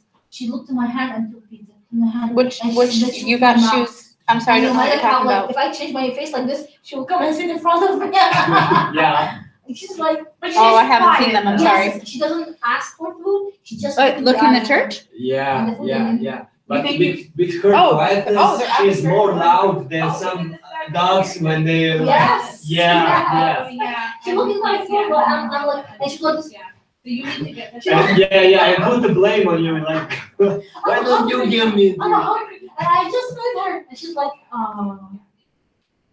and the bus stopped. Like some people eating bakery, and she's sitting next, right under their feet, looking at them. And I'm trying to pull her, and she's like, and I'm like, I share because like the old lady eating her like maybe she's like the only one who eating all day. I gotta start. And she's Bye. looking at her like, what? Okay, everyone, She had a big stomach. let us Don't look make like that. progress and now we're talking about Bobby. You hear me? I can't do that, Roby. Okay, see, I'm sorry. Okay, we forgot. Oh yeah, I never put it off. The video kept going. So we're going to end no later than 1. Our goal is to get through earlier. Okay. Let's bring it back. We're talking now about 2 important slides that will cover areas of struggle for people who have been through what we're talking about in a situation where spiritual authority has been misused. What can happen? I'm not saying all of these can happen for people, but if you have ever sat with someone and had long conversations and prayed with someone, you will see. I have personally heard these things from people. They can, huh? All of this? No, I'm not saying all, but this top one for sure. Yeah. Their image of God is, the word distorted. It means it's not quite right. It's off. It's morphed. It's I don't know how else to say. Shifted, yeah. But it's not, it's more than shifted. It's almost like a wrong, like a distorted face is like a face that's like I don't know how to describe it. It's like off. A plastic bottle, when you put water in it and you put it in the freezer, or like when it gets hot and it starts to melt, it like, Yeah. it's still a bottle, but Okay, it doesn't look like it. Okay. So they can see God as one who is never satisfied, a mean God who is waiting for us to make a mistake, a God who does nothing to help people who are in need. How about this? A holy alarm clock. God is ready to go off every time we even think of sinning. It's like God's waiting around the corner. I saw you thinking about that woman, okay? Waiting for us to make a mistake. They have this image of God is not one that's the open arms, embracing, cherished, loved. It's like God's ready to smite us, to punish us, to end this whole idea that no matter what we do, God's very far away from us, okay? Preoccupied. You might be preoccupied. It means, you guys know what preoccupied? Yeah. Like you can't stop thinking about like spiritual performance, okay? This can either cause people to feel self-righteous, I'm better than you, this is why I wrote holier than thou, or arrogant like we talked about, or it can be shame, okay? So we can have, some people who end up being the rule, like watching everyone to making sure they're not being spiritually or, you know, they're the person that's keeping track of all the spiritual Yeah, wrongs. we They call have that gone church through. dogs.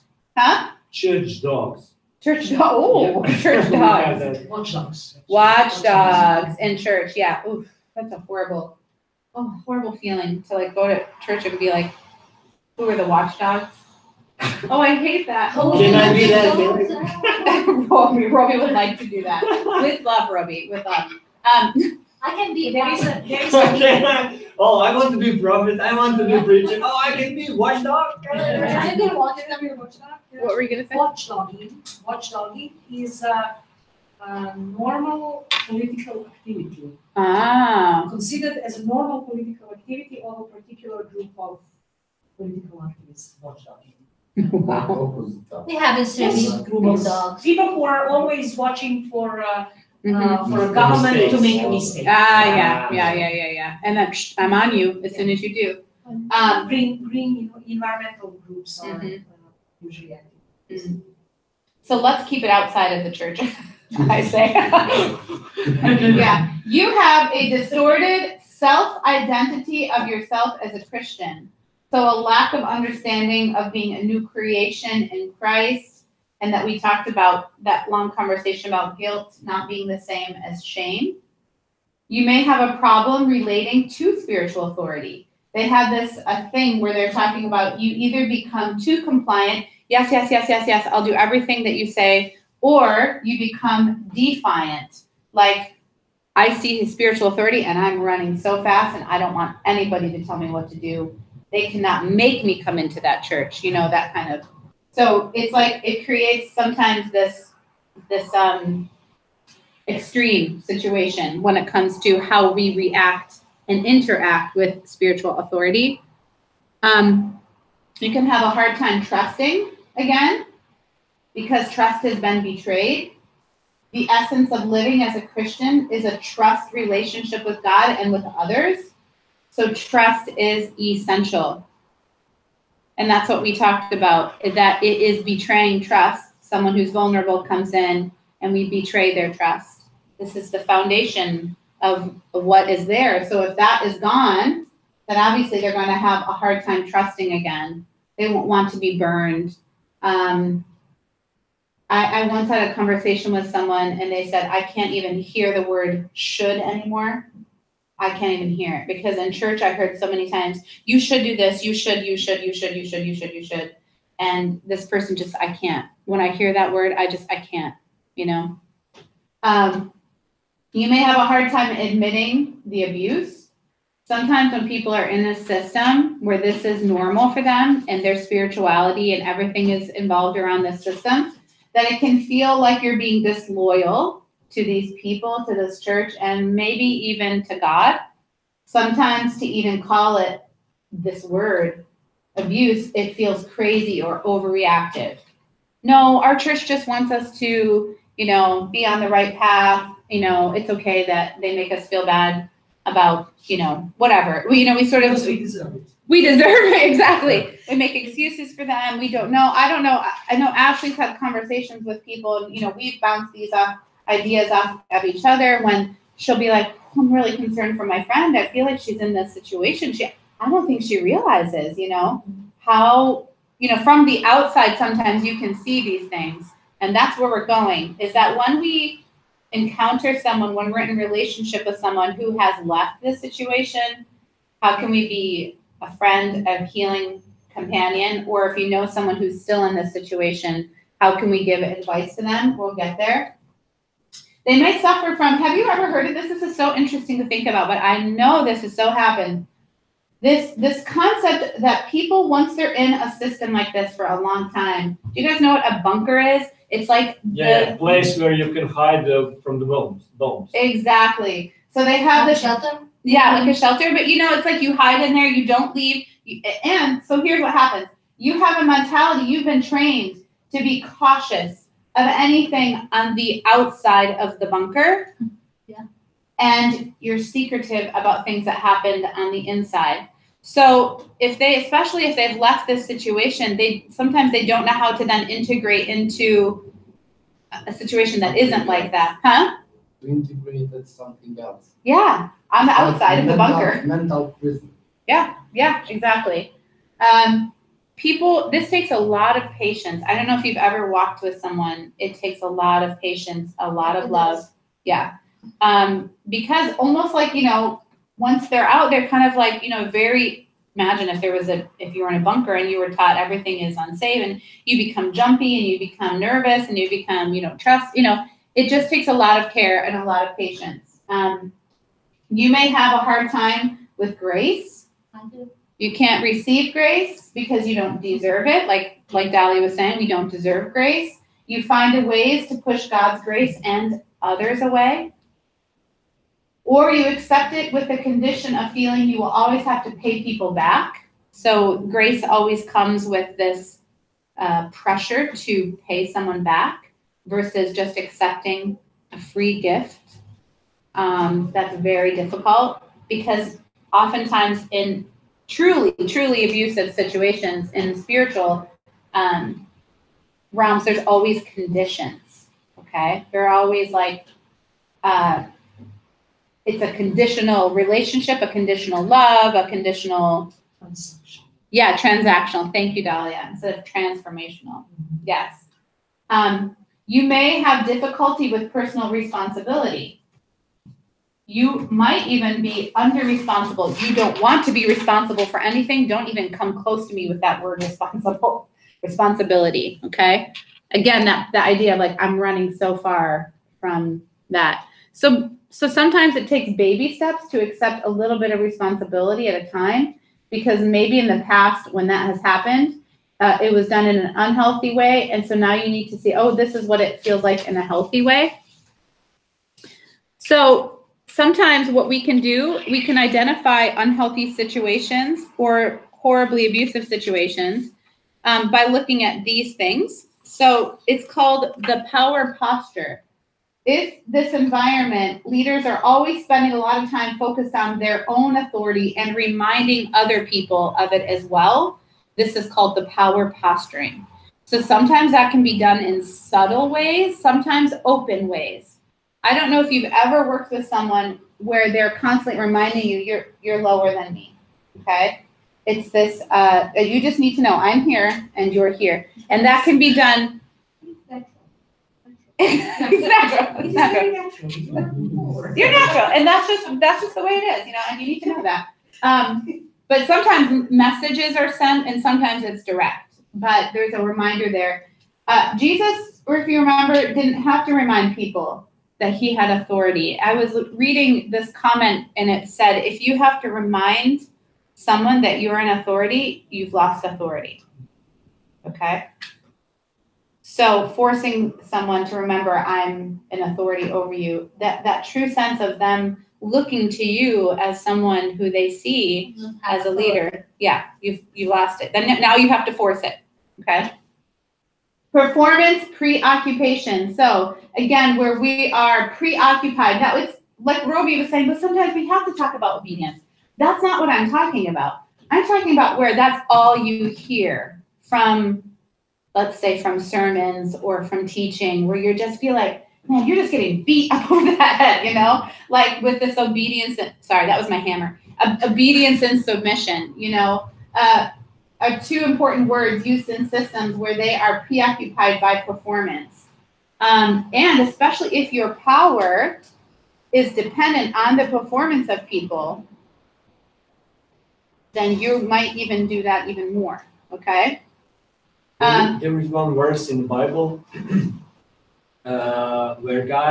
where one prophet, Samuel, said to Saul that God admires more obedience than sacrifice, Mm-hmm.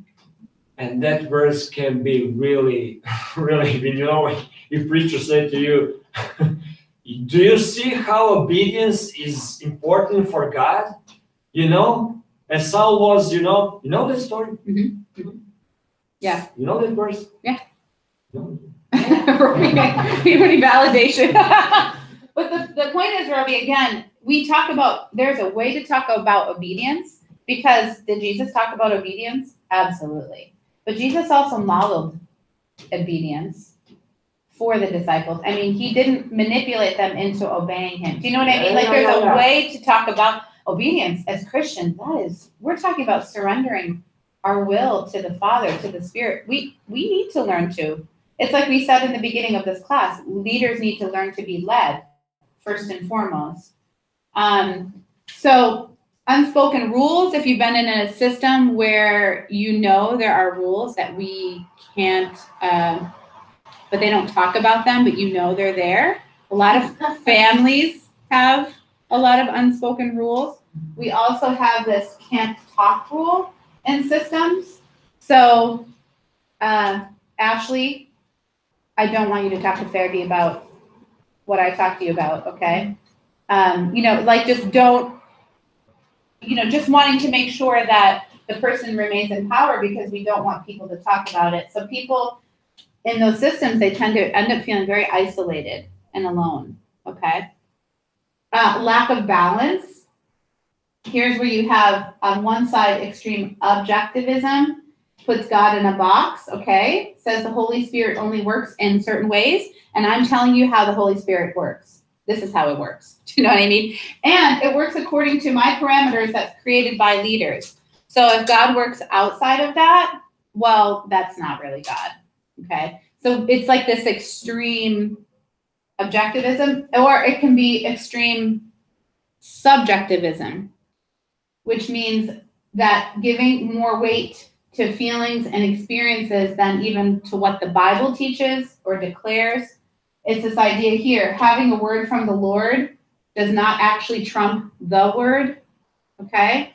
And to not use scripture to manipulate people. So these are systems and environments where let's say prophecy can be misused. This is a type of situation. Yeah, I saw Right? this, like, Yeah, in the middle of sermon, they will jump like, God telling you right now that there is not, and there's like a sermon going on Yeah. there. now there's a difference between saying I feel that God is telling me something, and I just need to share that with you, because in the body we should listen to the Spirit. And then there's another thing to say, I'm holding you accountable to what I'm saying, and I want to make sure you do it. Sometimes if you've been in a community, I don't know if this ever happened to you. In seminary, it's happened to me. In other cases, it's happened to me where I feel that there's either a dream I've had or a word that I need to say to someone. And sometimes it's really confirmed. That person said, oh my goodness, I was, there's like this moment where it was a beautiful moment rather than a manipulative moment. Okay. So let's move on and look at our own theological framework. Are we positioned in grace or are we positioned in the law? You will hear me say this over and over and over again because I just really, really love it. And it helps me, even think about things I was taught and reframes my own thinking. So Dahlia, sorry, Ashley, sorry, for those who have heard me say this a million times.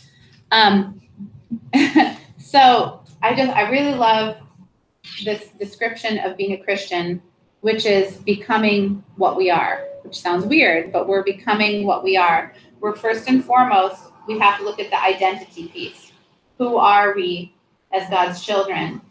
And out of that, what is the privilege, responsibility, and blessing we have to live out because we're God's children? It's very different than saying, I need to do a lot of stuff in order to be right with God, in order to be a cherished child. Okay, so are we practicing grace, allowing the Spirit of Christ to live through us in such a way that we help lift oppressive weights off others and spiritually empower them to live? Or are we trying to force people to live under rules, laws, or formulas for spirituality that cause them to feel weighted down, unable to measure up to my standards? Okay, so there's a way, again, sermons, there's a way where we talk about responsibility, obedience, that, we have responsibility as Christians, and it's healthy to talk about those things. But there's the difference is, what I'm trying to say, here's the line of blessing, of identity, who we are in Christ. What I'm trying to say is there's a difference between saying you need to do this, this, and this so that you can be a cherished child. Because you're a cherished child, we have a responsibility to do this, this, and this, and live out who we are called to be. And so I'm going to say that over and over again because it's really helpful for me to remember. So it's this concept here. We live into who we are as sons and daughters. We have a privilege and responsibility, but we don't do these things so that we please God. God's grace allows us to work at the things we need to work out as Christians. I love these two concepts that give us hope. This concept of being broken. Blessed are the broken. When we say I can't, it is not all about me or I cannot save myself. We finally develop our hunger for our only hope, which is God's saving grace. Blessed are the mourn. This Greek word penthos speaks of an external expression of internal pain. If we mourn as leaders, we learn to show on the outside what is going on in the inside. There is no room for the don't talk or put a lid on it. We're openly talking about what God is doing in us, the pain, all of the blessing. It's going back to transparency, what we were talking about. But in systems where people go through spiritual abuse, usually they want to keep everything hidden. And this is the opposite of this, okay? They want to keep things in control and hidden. And what we're talking about is allowing God to say, we don't need to be the ones in power because God's in power, okay? It's okay for us to be broken and find our strength in God. There's hope in that, okay? And also when we have our identity in Christ, we don't, like we talked about a couple weeks ago, whatever happens in the church, it doesn't mean that I'm a bad, like we have to trust people and we have to trust God, okay? That doesn't mean that hurt won't happen, but we are not in control of other people. And we need to help people understand that they can be, that God has created them with free will and grace is at work. And so helping them to make good decisions, realizing they have an agency to be different, to be who God's called them to be. Yeah. So how to find recovery. So people who are in it, we talk about these 4 things that asking for help, having a renewal of mind, encouraging an interdependent community, and understanding sin. And I just want to talk about those 4 things really quickly. Actually, I'm just going to talk about these 2, renewing our mind and having an interdependent community. So how to find healing. So for people who have been through it, let's say they're in a new community, we have here, let's help them be immersed in the truth about who God really is and what God has lovingly done. Let's help them to hear the good news about who they are, their gifts that God has given them in their new gift-based identity, not the law, the shame-based identity, but the gift, the blessing, the new creation identity. We must help them experience safe relationship in which to heal from emotional, psychological, and spiritual wounds, and give them permission and opportunities to live into this new identity. So those are those baby steps that we were talking about, allowing them to experience new life in a new situation, a new community. This process can take time because they might be really afraid of responsibility. This was really great. I actually thought a lot about our community. I feel like our community is really moving in this direction, but this idea that over 50 times in the New Testament, the Greek word for one another is used. It's a noun that says when we do these things, both people benefit from this word. So it's a mutual concept. Yes, can you suggest that you're running too fast on that renewing your mind? Yeah, I am running fast. Roby? Yeah, I know the time is. I know. So there are some things I need need to run fast on, and there's some things I can wait. Lial needs to leave at 1. We only have, this is the last 2 slides right here. So I welcome whatever you want to say now, and then we'll move on. You want to say something? No, yeah, I just want to say that you're running too fast on this because I think that you explained so much. Yeah, like you really have example of my past church where I was being. Okay. With so symptoms and Mhm. with everything of that. Yeah. But I think it's easier to say, oh, that's sin, that's wrong, that's wrong, that's wrong, and that's great that we can identify what's wrong. Yeah. But more importantly for me is how to, Yeah. for me personally, and I think how to renew that from that. Yeah. So it was just This is the part that you want to spend a lot of time on. a lot of Yeah. So how can I say that we're not done talking about it even after today, Roby, at 1? I mean, we'll still talk about what it means to, because this identity piece is so important as leaders. So we'll go back to it. I want you to know that we're not going, it's not like once we're done talking about this, we'll never revisit it again. In fact, it's sort of a, like I call a thread that will go all throughout all of our classes.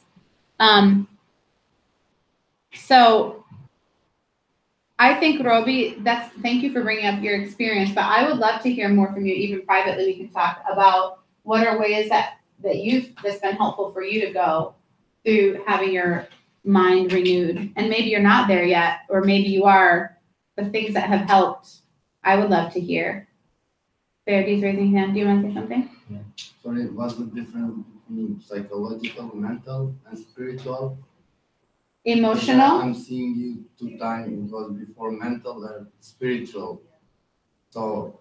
But are spiritual you is asking not mental? No, I'm asking you what's the difference. between mental and spiritual? Yeah, because to me it was like one thing. Aha. I don't know where I wrote mental, but if you're before, okay. So mental, I would think would be cognitive, brain functions, how you think, the ways that you have formed thoughts about things. We're trained to think certain ways about things. So that's mentally, yeah. Psychology. Well, I do want to say before we go forward that I'm very much a proponent of all of these things impacting all of, like, I don't think there's a clear division about when one ends and one begins. I think we're all built with all of these things. Spiritual, I would look at our Feelings. how do I say it? It's more of our spiritual life. I think Our- it's like interactions with a higher being, like the interactions and how we So respond to that, it's and not understand mental. that. and- No, it would be, Interactions with higher being and thinking and everything. Not psychological or mental. oh man, It's two things. It's connected, He's but asking exquisite. excellent. This is an exquisite question. Yeah, it This is very great. important. It is great. Do you want to answer it? I'm sorry No. for stopping you, but That's fine. That's fine. sometimes now I'm Yeah. like, maybe I didn't understand what is spiritual. Yeah. I think all parts of our being affect our spiritual life. When I say spiritual life, I think about our relationship with God. I think about that involves, so mental is how I understand God, who I understand God to be. What have I been taught about God? What have I learned about God? All of those things. So all of it's connected. Psychological is connected to, you can't separate psychological from spiritual. Think of spiritual as like your whole soul, your whole being, and how your relationship, how you connect to God in all ways. You're saying you don't separate. I think they're connected. I don't think there's a fine line that where one ends and one begins. Our psyche is the way that so if I've gone through some pretty difficult psychological abuse, that's going to affect the way I think, the relationship I have with God, vice versa. I think everything is, I believe we're holistic beings. So I don't believe that we can also say, yeah, here's the spiritual side of me and here's the other side of me. Everything is connected. Okay? This is what I believe too. I saw this, so. This is just talking about, so you can have some wounds, maybe they're talking about, where people have a greater area of hurt. So like, there's a difference between emotionally abusing someone and physically abusing someone. So there's some differences, but I would say they all connect, they all interact. Being spiritual, is it mental state? No. It's I spiritual. What do you need to guys say think? no. What do you guys think? Spiritual thing. I need to say because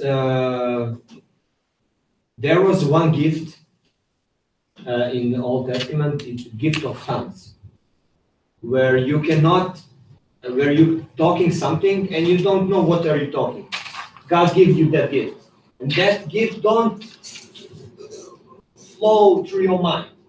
That's just talking. You're talking something to God with that gift, without very much of knowledge of your head.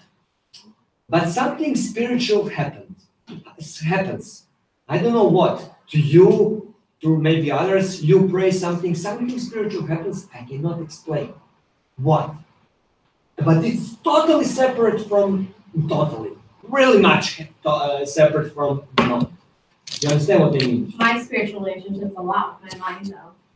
But mostly spiritual things comes through mind, through our thoughts, through our like most of them, like 99%. Do you understand what I mean? Yeah, I didn't stop it. Yes. Do you understand what I mean? So there is some really spiritual things in us, and some people don't have spiritual life spirit. So I need to say that. So what you're- It's not mental.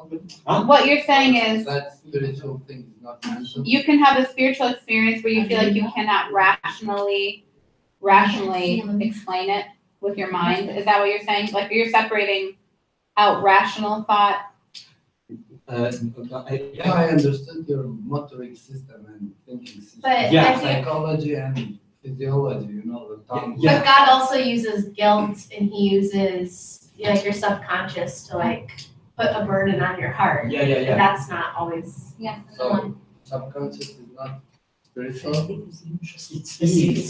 But uh-huh. do you believe that some people don't have Holy Spirit and some Oh, I know, people have yeah. Holy Spirit? No, I So- believe that Everyone has So- Holy Spirit. everywhere.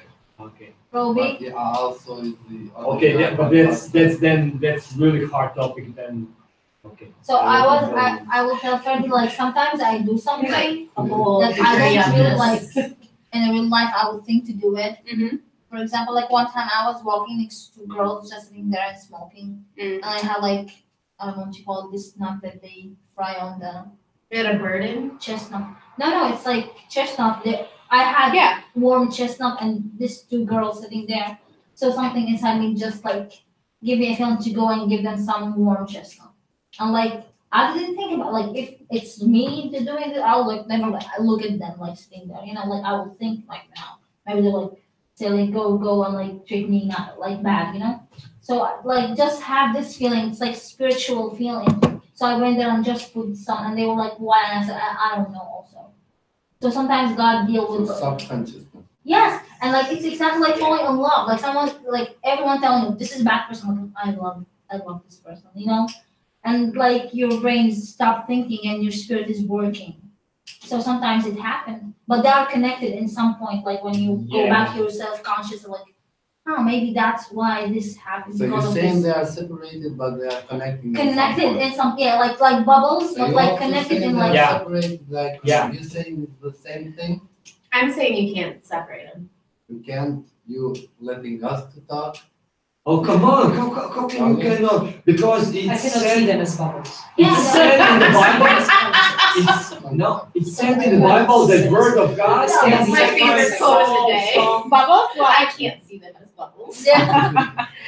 I don't want to answer Fairy in like 2 seconds. Because I No, would rather you need have like a a longer whole chat. duration of this. Some of them are coming from me. I love or Fairy's school. questions though. Some of them are coming from Jewish mentality, some of them are coming, so it's a very hard question, but very interesting concept. But it can be separate because it said word of God can separate soul from spirit. Soul from spirit. Yeah. I'm not I going there. didn't I'm know. not. No. I'm not going No, here. I thought it's the same thing like soul and spirit. Where is it? I was. Oh gosh, okay. Okay, not now. Can we go? Please back send me- and please send me. continue with We'll this go on, some but other- Ferdi, I will tell you, I really love your questions. And for Dolly already knows my passion is like psychology and theology and how they interact with each other. So it's the psychological world and the spiritual world and us and how we're built as human beings. So I would love to keep talking to you about it. We'll just, You are getting late, so. yeah, Do this some other time, like. absolutely. Yeah. Yeah. I love how Absolutely. we have variety of like mind thinking. Hmm? I love how we have variety of like thinking. Mm-hmm. Yeah. Uh, Yeah, Dahlia. Guys, I would like to say that what is Christ doing in our life is that we are becoming the best of humanity. We are coming deep. Mm. So all of those segments or concepts are being developed to the utmost point in us being complete in Christ, complete humans. So what is so please try to think about what is the best possible idea of being human. That is what Christ is bringing to our life. And that means all of these concepts working together, Yeah. being involved, Yeah. being affirmed. And I would say, if I could lean toward anyone, it would be the fact that we start building compartments and saying this, this decision I make doesn't affect this part of my life. That's not true. It can be done, but only for the scientific reasons. Yeah, or even temporarily, like I have to push this aside to do this, but really we're affected in all parts of our being. Only for the sake of this. Yeah, exactly. So I love this quote about sin. I didn't put it up here, but these are our last two slides. I just wanted to read it. So again, it goes to Roby talking about renewing our minds, but also, well, it's funny because it said renewing our minds, but it had all of those areas. So it's just basically, I think it means your paradigm, the way that you see God, the way you see others, the way you see the world needs to shift. Okay. Understanding sin is part of that. So it says, rather than understanding a successful Christian life as a life without sin, let us frame sin more than just behavior. And I love how this quote is, but that remembering that our behavior flows from our source. So sin results when we forget to trust in God for our identity and our spiritual strength, or when we place our trust in something other than our source. This can be sin. And I think it's important for us to remember when Jesus talks about the heart. So when we talk in the Old Testament, again, about circumcision of the heart, when the Hebrew words of bin and yada, this head knowledge and heart knowledge, and let's not separate out those things, but again, realizing that sin is not just we have just put so much emphasis on, let's make sure that, again, the watchdogs, let's make sure these people's behaviors are not what they should be. They're not successful Christians. But let's really talk about what does it mean to have the source of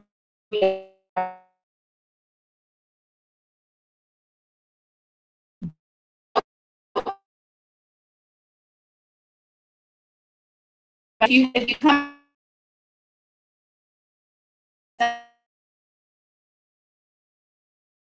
situation